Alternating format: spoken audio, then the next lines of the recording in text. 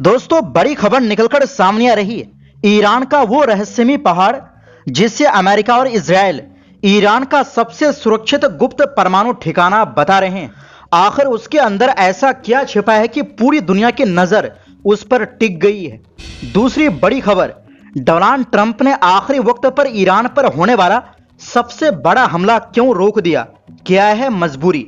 और आखिर में यमन से बड़ी खबर, हौथी का दावा सऊदी अरब का तुर्की में बना अत्याधुनिक लड़ाकू ड्रोन मार गिराया। तो बिना समय गवाए बात करते हैं खबरों की। दोस्तों, ईरान के परमाणु कार्यक्रम से जुड़ा एक ऐसा रहस्यमय ठिकाना है जिसकी चर्चा आज पूरी दुनिया में हो रही है। इस जगह का नाम है पिक एक्स माउंटेन, यानी कुल्हाड़ी वाला पहाड़। अमेरिका और इजराइल का दावा है कि यह ईरान की सबसे सुरक्षित underground military and nuclear project में से एक हो सकती है। हालांकि ईरान इन सभी दावों को सिरे से खारिज करता है। यह पहाड़ ईरान के इस्फहान प्रांत में स्थित है और तेहरान से करीब 220 किलोमीटर दक्षिण में है। खास बात यह है कि यह नतांज परमाणु केंद्र से सिर्फ करीब 2 किलोमीटर दूर है। माना जाता है कि पहाड़ के अंदर गहरी और लंबी सुरंगों का एक बड़ा नेटवर्क तैयार किया गया है। अमेरिकी think tank institute for science and international security के मुताबिक यह अंडरग्राउंड प्रेशर पहाड़ के अंदर करीब 100 मीटर की गहराई पर बनाया जा रहा है। सैटेलाइट तस्वीरों के आधार पर दावा किया गया है कि इसका निर्माण अभी भी जारी है। ईरान का कहना है कि यहां सिर्फ आधुनिक सेंट्रीफ्यूज मशीनों का निर्माण और असेंबली होगी, लेकिन अमेरिका और इजराइल को शक है कि यहां गुप्त रूप से यूरेनियम संवर्धन यानी परमाणु ईंधन तैयार करने की सुविधा भी बनाई जा सकती है। इस परिसर की सबसे बड़ी खासियत इसकी सुरक्षा बताई जाती है। रिपोर्टों के मुताबिक ये सुरंगें बेहद मजबूत ग्रेनाइट चट्टानों के नीचे बनाई गई है, इसलिए इन्हें दुनिया के सबसे ताकतवर बंकर बस्टर बमों से भी पूरी तरह नष्ट करना आसान नहीं माना जाता। कई सैन्य विशेषज्ञों का मानना है कि सिर्फ हवाई हमलों से इस ठिकाने को खत्म करना बेहद मुश्किल होगा।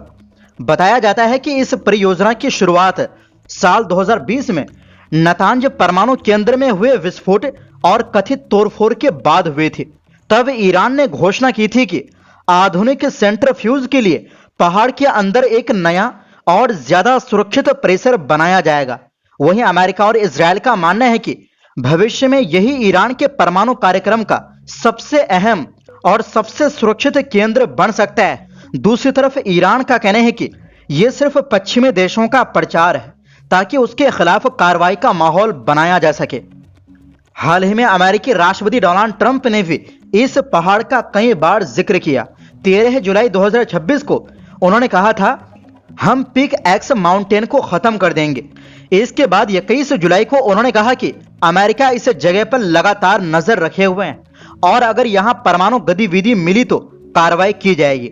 हालांकि उन्होंने यह भी माना कि अमेरिका के पास इस बात का कोई पक्का सबूत नहीं है कि वहां परमाणु सामग्री या सेंट्रीफ्यूज पहुंचाए जा चुके हैं। इसके जवाब में ईरान के विदेश मंत्रालय के प्रवक्ता इस्माइल बकाई ने कहा कि पिक एक्स माउंटेन में कोई गुप्त परमाणु गतिविधि नहीं चल रही। उनका कहना है कि ईरान का पूरा कार्यक्रम IAEA की जानकारी में है और अमेरिका इस जगह को सिर्फ दबाव बनाने और हमले का बहाना बनाने के लिए मुद्दा बना रहा है। यानी दोस्तों, पिक एक्स माउंटेन आज दुनिया के सबसे रहस्यमय और सबसे सुरक्षित माने जाने वाले सैन्य ठिकानों में शामिल है। इसकी असली हकीकत क्या है यह अभी साफ नहीं है, लेकिन इतना जरूर है कि अमेरिका, इजराइल और ईरान के बीच बढ़ते तनाव में आने वाले दिनों में यह पहाड़ सबसे अहम रणनीतिक केंद्रों में से एक बन सकता है। वहीं दूसरी ओर दोस्तों, अमेरिकी राष्ट्रपति डोनाल्ड ट्रंप ने ईरान पर सबसे बड़े हमले को फिलहाल रोक दिया है। द न्यूयॉर्क टाइम्स और एक्सियोस की रिपोर्ट के मुताबिक शुक्रवार को शीर्ष सलाहकारों और कैबिनेट सदस्यों के साथ बैठक के बाद ट्रंप ने सेना को नए बड़े हमले रोकने का आदेश दिया। रिपोर्ट के मुताबिक अमेरिकी सैन्य अधिकारियों ने चेतावनी दी थी कि अगर अभियान और बढ़ाया गया तो मिडिल ईस्ट में तैनात अमेरिकी सेना के पास पैट्रियट इंटरसेप्टर मिसाइलों और अन्य एयर डिफेंस हथियारों का भंडार गंभीर रूप से कम हो सकता है। ज्वाइंट चीफ्स ऑफ स्टाफ के चेयरमैन जनरल डैन कैन ने सलाह दी कि बड़े अभियान से मिडिल ईस्ट में तैनात अमेरिकी सैनिकों और सहयोगी देशों की सुरक्षा प्रभावित हो सकती है। रिपोर्ट के अनुसार अप्रैल के अंत तक अमेरिका 1200 से ज्यादा पैट्रियट इंटरसेप्टर मिसाइलें इस्तेमाल कर चुका था। एक्सियोस के मुताबिक फिलहाल ये साफ नहीं है कि हमले रोकने का फैसला अस्थायी है या लंबे समय तक लागू रहेगा। हालांकि जरूरत पड़ने पर अमेरिकी सेना बड़े सैन्य अभियान के लिए तैयार रहेगी। वहीं दूसरी ओर दोस्तों, यमन से एक बड़ी खबर सामने आई है। ईरान समर्थित हौथी रिबल्स ने दावा किया है कि उन्होंने सऊदी अरब की सेना का एक तुर्की में बना आधुनिक बैरकतार एकेंसी लड़ाकू ड्रोन मार गिराया है। यह घटना यमन के अल जौफ प्रांत में हुई, जहां हाल के दिनों में सऊदी अरब और हौथियों के बीच फिर से तनाव बढ़ गया है। हौथी संगठन के सैन्य प्रवक्ता यहया सरी ने कहा कि सऊदी सेना का बैरकतार एकेंसी ड्रोन यमन के ऊपर सैन्य मिशन पर था। उनके मुताबिक हौथी लड़ाकों ने उसे एक उपयुक्त हथियार से निशाना बनाकर गिरा दिया। हालांकि उन्होंने ये नहीं बताया कि ड्रोन को किस हथियार से मार गिराया गया।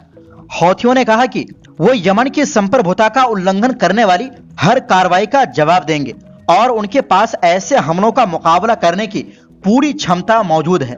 दूसरी तरफ सऊदी अरब ने अभी तक इस दावे की आधिकारिक पुष्टि या खंडन नहीं किया है। फिलहाल स्वतंत्र रूप से भी इस दावे की पुष्टि नहीं हो सकी।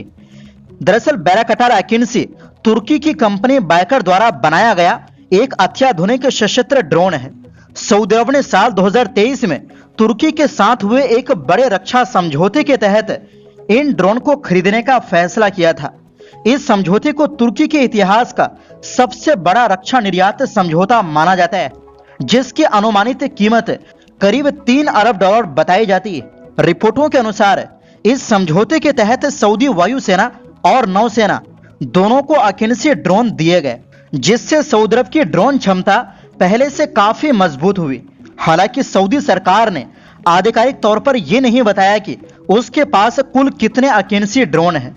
दरअसल यह दावा ऐसे समय सामने आया है जब एक दिन पहले ही हौथी रिबल्स ने सऊदी अरब की तेल कंपनी अरामको के यनबू और जीजान स्थित तेल ठिकानों पर मिसाइल और ड्रोन हमले करने का दावा किया था। हौथियों ने कहा था कि यह हमला यमन में सऊदी हवाई हमलों के जवाब में किया गया। इससे पहले सऊदी नेतृत्व वाले गठबंधन ने यमन के हौथी कंट्रोल हुदैदा प्रांत में हवाई हमले किए थे।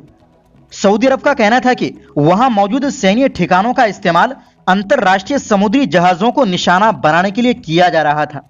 वहीं हौथी मीडिया ने आरोप लगाया कि इन हमलों में दूरसंचार केंद्रों और अन्य ठिकानों को निशाना बनाया गया। फिलहाल दोनों पक्षों के बीच तनाव लगातार बढ़ता दिखाई दे रहा है।